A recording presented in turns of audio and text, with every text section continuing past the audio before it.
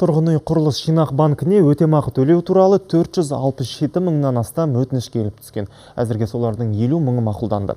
Бұл туралы банктың басқарма төрағасы Айбатыр Жұмағұлов хабарлады. Оның айтуынша, өткен жылдың тамызындағы теңге бағамының өзгеруіне байланысты өтемақы төлеуге 20 миллиард теңге қарастырылған.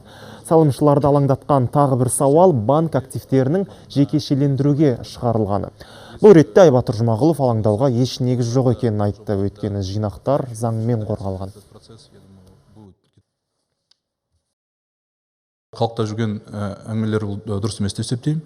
Біріншіден айта кететін, бұл тұрғын үй жинақ системасы, негізі жүйесі заңмен реттеледі, сондықтан да төленетін мемлекеттік сыйақы болсын, депозитпен берілетін несиенің арасындағы маржа болсын, оның бәрі заңмен реттелген.